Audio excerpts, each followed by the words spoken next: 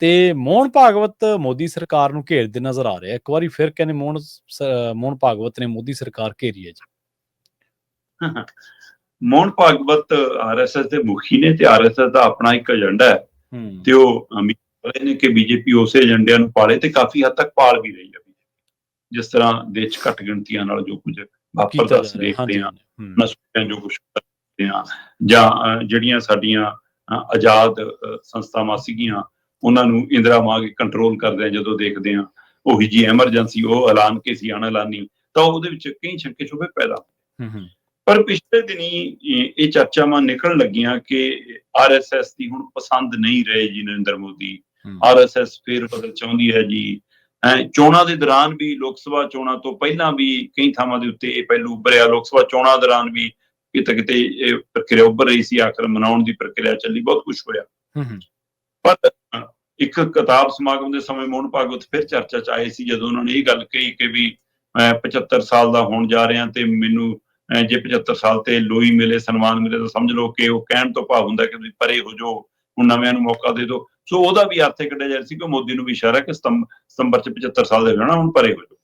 ਤੇ ਨਰਿੰਦਰ ਮੋਦੀ ਪਿਛਲੇ ਦਿਨ ਇਹ ਕਹਿ ਵੀ ਚੁੱਕੇ ਨੇ ਬਾਇਆ ਅਮਰੀਕਾ ਦੇ ਸਮਝੌਤਿਆਂ ਦੇ ਹਵਾਲੇ ਨਾਲ ਕਿ ਹਾਂ ਕਿ ਜੀ ਮੈਂ ਕਿਸਾਨਾਂ ਦਾ ਰਾਖਾ ਬਣ ਕੇ ਕੰਮ ਕਰੂੰਗਾ ਜੀ, ਜੇ ਕੀਮਤ ਚੁਕਾਉਣੀ ਪਈ। ਸੋ ਉਦੋਂ ਵੀ ਅਰਥ ਰਹਿ ਜਾ ਰਹੇ ਨੇ ਕਿ ਕੀ ਕੁਰਸੀ ਜਾ ਰਹੀ ਹੈ, ਕੀ ਸਮਝ ਹਟਾ ਰਹੇ ਨੇ। ਇਹ ਸਭ ਦੇ ਦਰਮਿਆਨ ਮੋਹਨ ਭਾਗਵਤ ਨੇ ਗੱਲ ਕੀਤੀ ਸਿਹਤ ਤੇ ਸਿੱਖਿਆ ਦੀ ਜੀ। ਮੋਹਨ ਭਾਗਵਤ ਕਹਿੰਦੇ ਕਿ ਸਸਤੀ ਸਿਹਤ, ਸਸਤੀ ਸਿੱਖਿਆ ਸਹੂਲਤਾਂ ਇਹ ਆਮ ਲੋਕਾਂ ਤੱਕ, ਦੇਸ਼ ਦੀ ਜਨਤਾ ਤੱਕ ਨਹੀਂ ਪਹੁੰਚ ਰਹੀਆਂ। ਬਿਲਕੁਲ ਜੀ, ਪ੍ਰਾਈਵੇਟ ਹਸਪਤਾਲ 5 ਸਟਾਰ ਹੋਟਲਾਂ ਨੂੰ ਮਾਤ ਪਾਉਂਦੇ ਨੇ। ਸਹੀ ਹੈ। ਤੇ ਉੱਥੇ ਮਰੀਜ਼ ਨੂੰ ਐਂ ਸਾਂਭ ਲਿਆ ਜਾਂਦਾ ਕਿ ਜਿਵੇਂ ਸ਼ੋਕੇਸ ਦੇ ਵਿੱਚ ਕੋਈ ਚੀਜ਼ ਸਜਾ ਕੇ ਰੱਖਣੀ ਹੋਵੇ। ਬਸ ਬਾਹਰੋਂ ਸ਼ੀਸ਼ਿਆਂ 'ਚੋਂ ਦੇਖੋ ਤੇ ਕਾਊਂਟਰ ਤੇ ਪੈਸੇ ਭਰਦੇ ਰਹੋ ਤੇ ਕੰਟੀਨ ਹਾਈਫਾਈ ਬਣੀ ਆ, ਉੱਥੇ ਖਾਣਾ ਖੁਣਾ ਖਾਓ, ਘੰਟੇ ਲਈ ਆਓ ਤੇ ਆ ਕੇ ਘਰ ਨੂੰ ਚਲੇ ਜਾਓ। ਬਸ ਆ ਕੇ ਰੋਜ਼ ਸਵੇਰੇ ਸ਼ਾਮ ਦੇਖ ਜਾਏਗਾ। ਉਹ ਬਿੱਲ ਬਣਦੇ ਨੇ, ਉੱਥੇ ਸਭ ਨੂੰ ਪਤਾ ਕੀ ਸਥਿਤੀ ਹੈ। ਉੱਥੇ ਮਾਤੜ ਤਾਂ ਜਾਣ ਜੋਗਾ ਹੀ ਨਹੀਂ ਗਾ, ਗਰੀਬ ਤਾਂ ਬਹੁਤ ਦੂਰ ਦੀ ਗੱਲ ਹੈ। ਬਿਲਕੁਲ ਮਿਡਲ ਕਲਾਸ ਬੰਦਾ ਵੀ ਉੱਥੇ ਤੱਕ ਜਾਣ ਜੋਗਾ ਨਹੀਂ।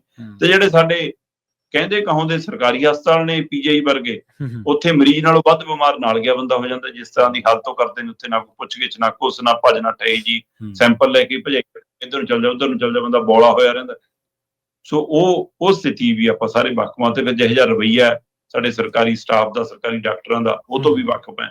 ਫਿਰ ਜਿਹੜੇ ਧੋਖਾ ਧੜੀਆਂ ਖੜੀਆਂ ਨੇ, ਸਿਫਾਰਸ਼ਾਂ ਵਾਲਾ ਮਸਲਾ ਖੜਾ ਹੈ, ਉੱਥੇ ਪਤਾ ਹੀ ਨਹੀਂ ਹੁੰਦਾ ਕਿ ਮਰੀਜ਼ ਬਾਰੇ ਦੱਸਣ ਵਾਲਾ ਵੀ ਨਹੀਂ ਕੋਈ ਹੁੰਦਾ, ਭਰੋਸਾ ਦੇ ਸ਼ਾਬਾਸ਼ੀ ਦੇਣ ਵਾਲਾ, ਹੌਸਲਾ ਦੇਣ ਵਾਲਾ ਵੀ ਕੋਈ ਨਹੀਂ ਹੁੰਦਾ। ਇਹ ਸਾਰੀਆਂ ਸਥਿਤੀਆਂ ਦੇ ਵਿੱਚੋਂ ਆਪਾਂ ਸਰਕਾਰੀ ਥੱਲੇ ਵਾਲੇ ਹਸਪਤਾਲਾਂ ਦੀ ਹਾਲਤ ਕੀ ਹੋਊਗੀ ਉਹ ਤੋਂ ਅੰਦਾਜ਼ਾ ਲੱਗ ਜਾਂਦਾ ਜੇ ਥੋੜਾ ਮੁੱਖ ਪੀਜੀਆਈ ਬਾਰੇ ਇਹ ਗੱਲ ਆਪਾਂ ਕਰ ਰਹੇ।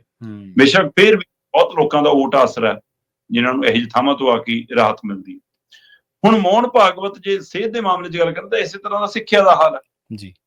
ਮਤਲਬ ਜਾਂ ਤਾਂ ਬਹੁਤ ਵੱਡਾ ਵਪਾਰੀਕਰਨ ਹੋ ਗਿਆ, ਉਹਦੇ ਵਿੱਚ ਦਿਖਾਵਾ ਹੈ ਕਿ ਸਾਡਾ ਨਿਆਣਾ ਇਸ ਸਕੂਲ 'ਚ ਪੜ੍ਹਦਾ, ਇਹ ਵੀ ਪ੍ਰਗਟਾਵੇ ਦੀ ਮਤਲਬ ਕਿ ਚਿੰਨ੍ਹ ਬਣ ਗਏ ਕਿ ਨਿਆਣਿਆਂ ਦੇ ਕਿਹੜੇ ਸਕੂਲ ਦੀ ਵੈਨ ਬੱਸ ਲੈਣ ਆਉਂਦੀ ਆ, ਹੈਨਾ।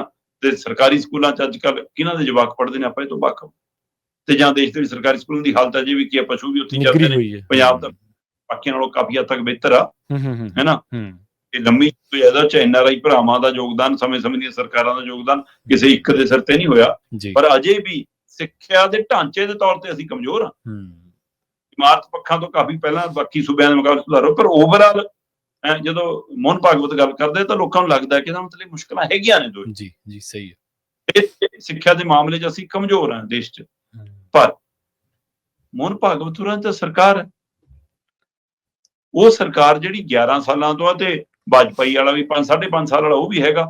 ਤੋ ਜੇ ਤੁਸੀਂ ਮਤਲਬ ਕਿ 16-17 ਸਾਲਾਂ ਤੋਂ ਤੁਹਾਡੀ ਸਰਕਾਰ ਹੈ ਤੇ ਤਾਂ ਵੀ ਤੁਸੀਂ ਦਰੁਸਤ ਨਹੀਂ ਕਰਾ ਪਾਏ ਇਹਨਾਂ 16-17 ਸਾਲਾਂ 'ਚ, 11 ਸਾਲ ਤਾਂ ਲਗਾਤਾਰ ਹੈ। ਸਹੀ ਹੈ। ਤੇ ਫਿਰ ਜ਼ਿੰਮੇਵਾਰ ਜੀ, ਫਿਰ ਇਹਦਾ ਮਤਲਬ ਕਹਿਣ ਦੇ ਕੀ ਅਰਥ ਨੇ ਜੀ?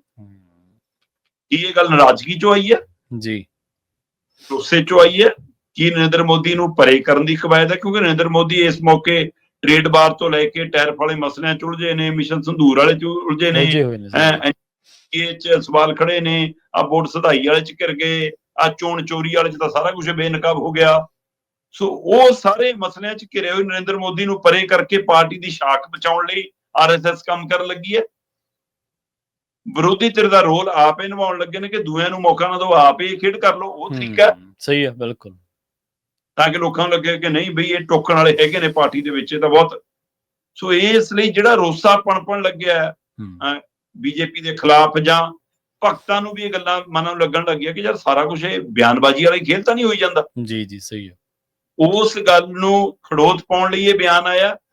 ਇਹ ਸਿਆਸੀ ਸੂਝ-ਬੂਝ ਚੋਂ ਆਪਣੀ ਪਾਰਟੀ ਨੂੰ ਬਚਾਉਣ ਲਈ ਬਿਆਨ ਆਇਆ, ਸਹੀ ਹੈ, ਜਾਂ ਸਰਕਾਰ ਨੂੰ ਸਵਾਲ ਕਰਨ ਵਾਲਾ ਬਿਆਨ ਹੈ। ਇਹਦੇ ਉੱਤੇ ਮੰਥਨ ਹੋਣ ਦੀ ਲੋੜ ਨਹੀਂ। ਦੇਖੋ ਜੋ ਮਰਜ਼ੀ ਹੈ, ਪਰ ਇੱਕ ਵਾਰੀ ਉਹਨਾਂ ਨੇ RSS ਦੇ ਜਿਹੜੇ ਵਰਕਰ ਨੇ, ਜਿਹੜੇ ਉਹਨਾਂ ਦੇ ਵਲੰਟੀਅਰ ਨੇ, ਕੰਮ ਕਰਦੇ ਨੇ ਜਿਹੜੇ ਲੋਕ, ਉਹਨਾਂ ਨੂੰ ਇਹ ਸੁਨੇਹਾ ਜ਼ਰੂਰ ਦੇਤਾ ਵੀ ਆਪਾਂ ਪ੍ਰਧਾਨ ਮੰਤਰੀ ਨੂੰ ਸਵਾਲ ਕਰ ਸਕਦੇ ਹਾਂ, ਤੇ ਜੇ ਕਾਡਰ ਤੋਂ ਕੰਮ ਲੈਣਾ ਹੋਵੇ ਤਾਂ ਉਹਨੂੰ ਹੱਲਾਸ਼ੇਰੀ ਜ਼ਰੂਰ ਦੇਣੀ ਪੈਂਦੀ।